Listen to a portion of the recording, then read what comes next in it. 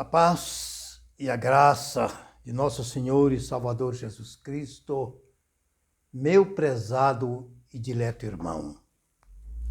Quem tem a alegria e a satisfação de vos cumprimentar com esta gloriosa paz do nosso Divino Mestre é o pastor missionário Manuel Jerônimo. Na noite de hoje, nesta gravação que nós estamos fazendo, iniciando agora, eu tenho um assunto importantíssimo para tratar com você. Esse assunto diz respeito, dileto amado, a essas figuras que você está vendo aqui. Isso aqui está baseado em Apocalipse, capítulo 2 até o capítulo 3. Esta esfera que você está vendo, escrito embaixo, Éfeso, ano 33 ao ano 100, é a segunda esfera que está quase cheia, mas não está, Esmirna, do ano 100 ao ano 323, tudo ano Domini, no início, ao 100, a igreja primitiva. Depois Pérgamo, pode ver que essa imagem aqui está menos cheia no globo do que Esmirna e, consequentemente, do que Éfeso. Pérgamo, 323 a 538, ano Domini, também ano de Jesus Cristo. Depois Tiatira, ano 538 a 1517. Bem pouquinho. Você pode ver que o globo está praticamente vazio, em branco, só com essa pequena mancha preta. Depois vem Sardos, ano 1517 a 1833. Depois Filadélfia, 1833 a 1844. Depois Laodiceia, de 1844 até quando? Deus é quem sabe. E percebe você, olha, não sei se você está vendo a imagem aí, que só tem uma pequena manchinha preta. O resto do globo está branco, está vazio. Aí você pergunta, mas o que quer dizer isto? Essa mancha preta, maior, menor. Isso aqui é a graça em cada período das 7 igrejas. Apocalipse fala das 7 igrejas da Ásia. Éfeso, Esmirna, Pérgamo, Tiatira, Sardos, Filadélfia e Laodiceia. Laodiceia é a última igreja desta relação que nós estamos falando com você. E aí cada uma delas tem uma característica que eu vou tratar com você agora. Cada uma delas tem a sua característica. Mas por quê? Você acha que quando o Espírito Santo realmente falou desse assunto, ele estava dizendo respeito àquelas igrejas que estavam lá na Ásia mesmo, fundada pelos apóstolos, fundada pelos discípulos, fundada por aqueles irmãos que no começo da igreja foram expulsos de Jerusalém e saíram pelo mundo, o mundo daquela época, não era o mundo de hoje. E aonde eles chegavam, esses discípulos, eles abriam uma porta, mesmo na casa deles, falando de Jesus de Nazaré, orando pelo povo, com todos os dons do Espírito Santo. As pessoas compareciam para ouvi-los, eles oravam por eles e Jesus curava. Jesus batizava com o Espírito Santo e eles batizavam as pessoas nas águas. E ali naquele lugar, naquela casa, naquela cidade, naquela região, formava-se uma igreja. Igreja física, igreja material, igreja parede, igreja que congregava as pessoas que de fato haviam crido na mensagem que os apóstolos e que os discípulos que saíram espalhados pelo mundo, você sabe disso, da perseguição que houve lá em Jerusalém, no começo da igreja, esparramou. No começo eram aqueles 120 discípulos que receberam o batismo com o Espírito Santo, mais ou menos 120. A partir daquele tempo houve aquela profusão de pessoas que concorreram para a igreja dos apóstolos porque eles estavam ensinando uma nova doutrina, que era exatamente o Novo Testamento. E Jesus houvera dito: o Novo Testamento vos dou, não o Velho Testamento. O Velho Testamento, sobre cuja sigla estavam os judeus, fora dado realmente para o povo judeu, para nenhuma outra nação do mundo. Nenhuma outra nação do mundo foi beneficiada pelas palavras daqui do Velho Testamento, porque ele era exclusivamente dirigido para o povo judeu. Nação singular, nação de Deus. Deus chamou de nação singular, nação pura, nação santa, povo constituído por Deus lá no Velho Testamento. Quando Moisés levou-os rumo à terra prometida, ainda no deserto, Deus lhes avisando do que haveria de encontrar na terra prometida, disse para eles não se contaminarem com as nações que lá estavam. Haviam várias nações, porque eles eram um povo santo, escolhido, marcado, guardado por Deus, para servir a Deus e representar a Deus onde quer que eles fossem. Então esta nação recebeu todos os ensinamentos do Velho Testamento. Tudo que você vê lá no Velho Testamento era endereçado ao povo judeu. Poucas coisas que você vai encontrar como profecias, principalmente aquelas profecias que dizem respeito ao nascimento do Messias, que viria para congregar, para juntar ainda mais. Foi tanto que Jesus disse: eu vim para os que eram meus e os meus não me receberam. A partir daquele momento, quando o povo judeu rejeitou a Jesus, eles estavam aguardando o Messias, e eles não entenderam que aquele homem simples, queimado pelo sol da Palestina, aquele era Deus, aquele era o Messias, aquele era o Salvador, é aquele que deveria ter vindo e veio para juntá-los. Eles então rejeitaram, e a partir daquele momento, o povo gentil, que somos nós, todas as nações, que não é hebreia, que não é do povo hebreu, todas as nações do mundo inteiro são chamadas na Bíblia, na Bíblia do Velho Testamento e Novo também, de nação gentílica. Gentil quer dizer um povo fora daquele povo escolhido, que era o povo judeu, o povo hebreu.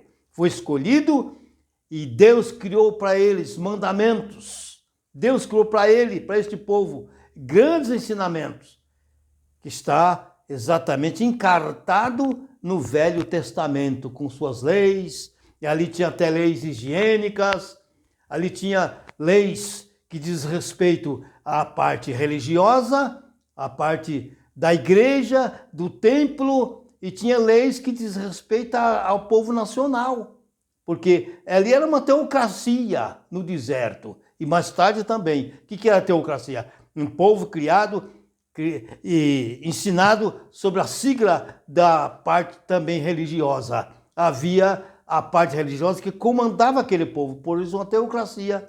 Mas tinha leis nacionais, pois tinha lei sobre prisão, tinha lei sobre pecado, desobediência, e etc, etc. Sobre pessoas que matassem o outro, tinha uma lei. Esta lei chamamos lei nacional, que é criada pelo Estado para disciplinar o seu nacional, o seu membro, o seu patriota, enfim. Aí, como estou dizendo a você, lá no Velho Testamento, Deus criou desta forma. Já passado o tempo, já agora no Novo Testamento, quando o povo se espalhou pela perseguição, Herodes, mais tarde Nero, mais tarde imperadores romanos que nós tiveram, perseguindo aquele povo, o próprio clero da igreja, ou do templo, ou da religião judaica, o judaísmo, sobre as suas 3, 4 formas de congregados que eles tinham, pois tinham os fariseus, os saduceus, os essênios, enfim, esses perseguiam fortemente o grupo, as pessoas que houveram crido no Messias, embora ele tivesse sido morto como um pauleiro, como um enganador, mas na verdade ele era Deus, ele era o Salvador de Israel e do mundo inteiro.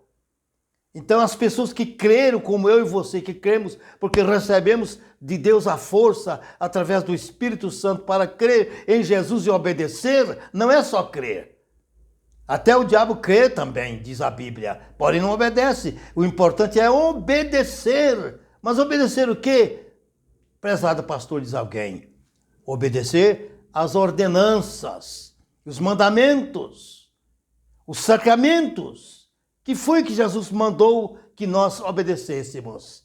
Batizados no nome de Jesus, a Santa Ceia. Ele diz que não comer do meu corpo e não beber do meu sangue não tem parte comigo. E a Santa Ceia, ela simboliza, é só um símbolo. Ali não tem transubstanciação, como ensina a Igreja dos Ídolos. Que diz que há transubstanciação e que a hóstia, que seria o pão, lá não tem pão. Vocês vejam, dileto e amado ouvinte. Eu vou falar muito sobre isso hoje, ou daqui para frente, nessas gravações que eu vou fazer. Você imagina como começa o engano. Jesus ensinou o pão.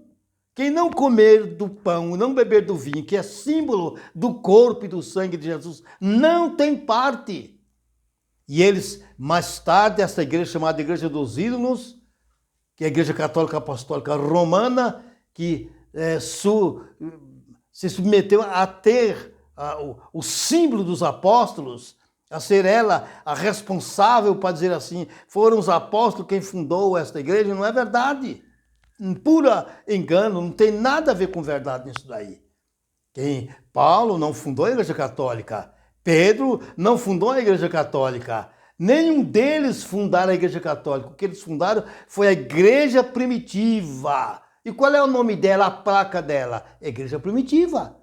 Não tinha placa, não tinha registro. Mais tarde foi que se criou a placa, se criou o registro. E hoje, no mundo inteiro, está essa igreja subrogando-se no direito de ser ela a primeira, que não é verdade. A primeira igreja é a Igreja Primitiva, que você encontra ali, fundada no capítulo 2 do livro de Atos. Quando os apóstolos, reunidos por ordem de Jesus naquele cenáculo, receberam o batismo com o Espírito Santo, com fogo e com dons espirituais. Ali manifestaram-se línguas estranhas para alguns, mas não para todos, porque até foi perguntado como é que ouvimos eles falar na nossa própria língua da qual nós somos nascidos. Porque o Espírito Santo falava a língua deles, que para quem não conhecesse era estranha, mas na verdade não era. Era uma coisa real. Então, meu amado irmão, ali formou-se a igreja primitiva. E essas que você está vendo aqui desta forma, com esses preenchido assim, é porque é a medida da graça. A igreja de Éfeso, que foi a primeira igreja, né, que está aqui em Apocalipse, a primeira fundada, não pelos apóstolos, mas pelos discípulos que foram expulsos por conta da perseguição. Ela era a primeira igreja, que é aquela primitiva, que você encontra ela lá em Jerusalém, no cenáculo, aquela igreja santa, irrepreensível, que andava na sã doutrina, no batismo, na Santa Ceia, na santificação.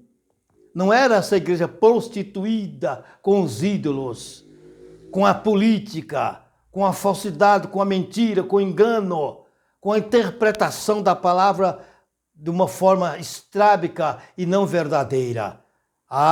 Nem todo mundo pode abrir a Bíblia e interpretar. Para isso, existem aquelas pessoas a quem Deus nomeou e deu dons, para que ele possa dizer qual é o caminho e mostrar.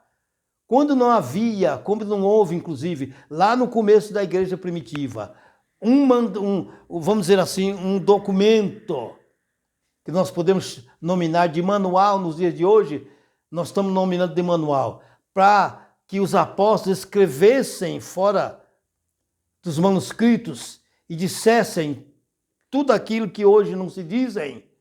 E eles, cada um pegou, cada discípulo, cada pseudo-pregador, que se propôs a ser pregador, isso logo depois da primeira igreja. Então eles começaram a interpretar por conta própria. E essa questão de interpretar por conta própria, aí que está o problema. Não era para interpretar, era para ler, só dizer a palavra. O que é dizer a palavra? É dizer o mandamento que está escrito. Você não pode mudar, pode flexibilizar. O mandamento diz isso, mas não era bem assim. Outro dia alguém me interpelou e disse assim, eu aprendi numa faculdade aí que o batismo em nome de Jesus é uma forma de se interpretar, mas na verdade o batismo é no nome da Trindade. Alguém me interpelou com isso. Por que ele está dizendo isso? Ele está interpretando, fazendo interpretações, arranjos para modificar mandamentos, para modificar ordenanças. Nós não podemos fazer isto. Só a única necessidade de obediência que tem que ter é você dizer a palavra. O que é que ela diz? Diz isso. Então eu vou dizer o que ela está dizendo. Não vou interpretar. Não vou modificar. Não vou alterar. Está escrito que maldito aquele que alterar a profecia deste livro. Não pode alterar. Não pode modificar. Então, a partir desse instante que você está vendo aqui, Éfeso, aquela igreja primitiva que criou-se lá em Jerusalém, fundou-se em Jerusalém, e dali, por conta da perseguição, espalharam-se irmãos por todas as partes, fugindo da espada, fugindo da perseguição do clero, da igreja ou do templo, ou como você queira entender, da religião de Israel, o clero dali, perseguindo, mandando matar, mandando prender. Então, eles ao saírem dali, onde chegava fundava na casa dele, falando de Jesus, orando com os dons espirituais, Jesus curando, e ali começava-se uma igreja, ensinava-se a doutrina de Jesus. Então, quando Deus, na profecia que nós estamos vendo aqui, de Apocalipse capítulo 2, começa a falar das 7 igrejas da Ásia, ele não estava exatamente falando daquela igreja, do pregador daquela igreja, chamado de anjo, mas estava se referindo a 7 tempos, 7 eras, as 7 eras da igreja. Você imagina a igreja primitiva, você que está aí me ouvindo, presta atenção. Você veja a igreja primitiva fundada pelos apóstolos, a doutrina que ela tinha, o ensinamento que ela tinha, e veja a do Edir Macedo, com água no templo,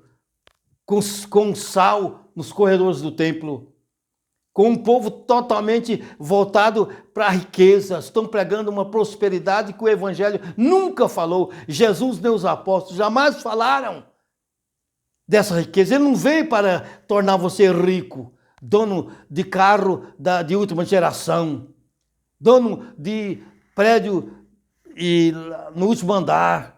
Não tem nada com isso. Nada, não é ensinamento de Jesus. Isso é interpretação dos homens. Eles querem fazer de Jesus uma pessoa que morreu na cruz para fazer você rico neste mundo, poderoso neste mundo, pisando com as suas riquezas nos pobres deste mundo. Porque o rico sempre tem a tendência de pisar nos pobres. Porque quando não é de um jeito é do outro, mas uma das coisas é que o pobre tem que ir trabalhar, tem que cumprir ordens, tem que cumprir horário. E de uma certa forma não tem liberdade para fazer aquilo que ele podia desempenhar outro tipo de trabalho, sem contudo ser escravizado. O capital às vezes escraviza.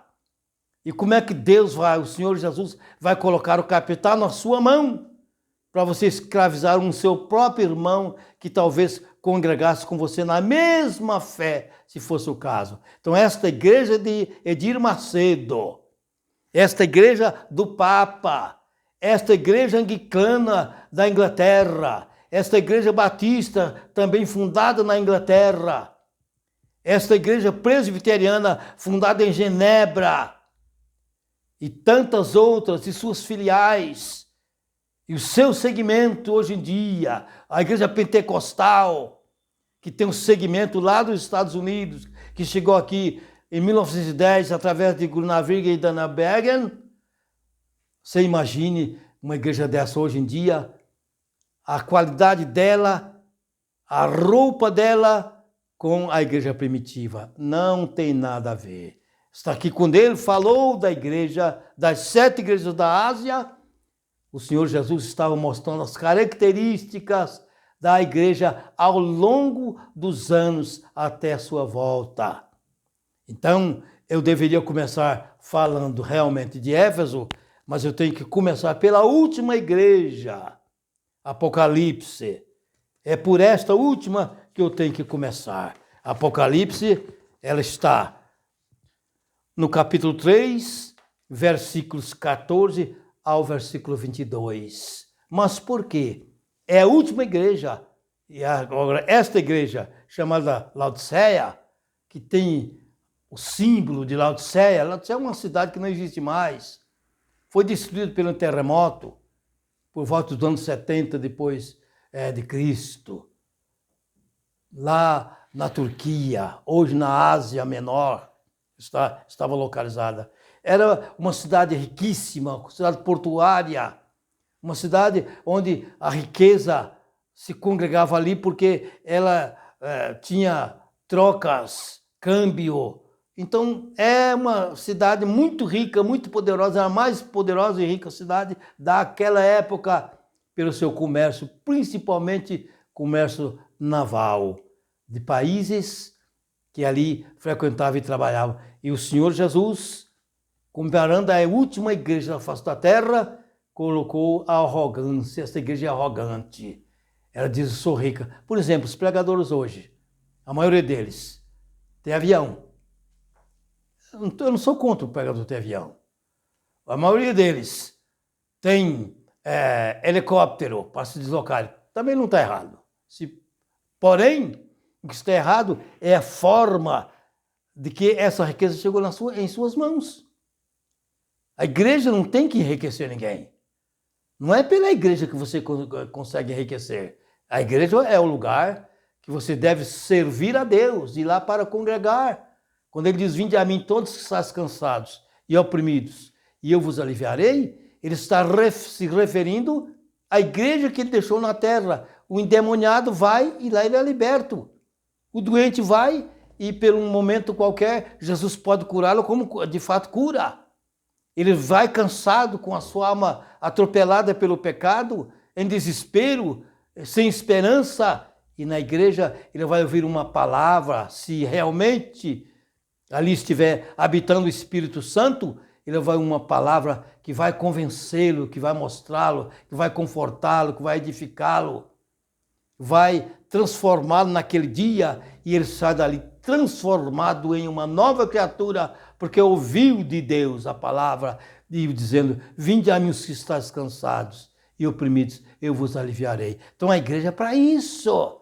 A igreja é para congregar os salvos, aqueles que entram ali para serem salvos e ficarão ali aprendendo as doutrinas, as palavras. E lá não tem essa palavra de enriquecimento. Lá não tem sal na igreja primitiva. Lá não tem água. Lá não tem essa confusão que se faz por aí, imitando o culto do judaísmo, que não tem mais esse culto. Esse culto não é mais aceito por Deus. Esse culto já acabou há muito tempo. Por que você está querendo ressuscitar um culto que já morreu? Decurso de prazo. A igreja do judaísmo acabou por decurso de prazo. Quando ela não aceitou Jesus, naquele dia encerrou a igreja primitiva. Encerrou a igreja do judaísmo. Naquele dia não tem mais, aos olhos de Deus, não é mais aceita esta doutrina, este ensinamento oculto do judaísmo. Não é mais aceita, acabou. Agora o que é aceito é o Novo Testamento. São os ensinamentos de Jesus e dos apóstolos para a igreja dos dias atuais. E o que Jesus ensinou para esta igreja? Batismo, Santa Ceia e santificação, e mandou-nos que ficássemos aos seus pés, aprendendo. E aí ele nomeou pastores, nomeou presbíteros, nomeou evangelistas, para que esses façam, dê continuidade na missão que ele começou lá no dia de Pentecostes. em Jerusalém. Não é assim que hoje existe. O que existe hoje é uma forma deturpada de formação de igreja. Esta igreja que você viu aqui, que era cheia da graça no começo, não existe mais. Olha lá, olha a graça que tem, o restinho de graça que tem a igreja de Laodiceia, espiritualmente falando. Quase nada. Por que quase nada? Porque ela é arrogante, ela expulsou Jesus pelas suas falsas doutrinas, pelos seus falsos ensinamentos, ela expulsou Jesus da igreja. Por que que diz? Eis que estou à porta e bato. Apocalipse 3:20. Se alguém ouvir a minha voz e abrir a porta, entrarei em sua casa e cearei com ele comigo. Eis que estou à porta e bato. Quem está à porta está fora. Está batendo na porta porque está do lado de fora. Foi o que essa igreja fez. Mas como é que ela botou Jesus para fora dela? Com as falsas doutrinas. A igreja católica, que é a promotora, essa igreja católica romana aí do Papa, que é a promotora, é ela que iniciou tudo em 538, mas um pouco antes, em 325, quando a igreja primitiva deixou de ser primitiva para ser uma igreja estadual, uma igreja do Estado, uma igreja deformada, com já as doutrinas alteradas, ali naquele dia, em 325, no Concílio de Nicéia, já ensinaram o batismo para a criança, ensinaram a Trindade e ensinaram que a partir daquele dia o nome não teria mais batismo, como os apóstolos fizeram só no nome de Jesus, mas o batismo seria realizado no nome da Trindade, Pai, Filho e Espírito Santo, como se isso fosse nome. Mas quando é que Pai é nome? Pai é nome? Pai não é nome. Pai é um adjetivo que você alcança se você for pai um dia, pai de um ser humano que nem você. Se um dia você casar-se e obter um filho, você é pai, você é mãe. Filho é porque nasceu, todos somos filhos. Mas isso não é nome, são adjetivos, são pronomes que não existem. E Espírito Santo é porque não é o espírito do diabo.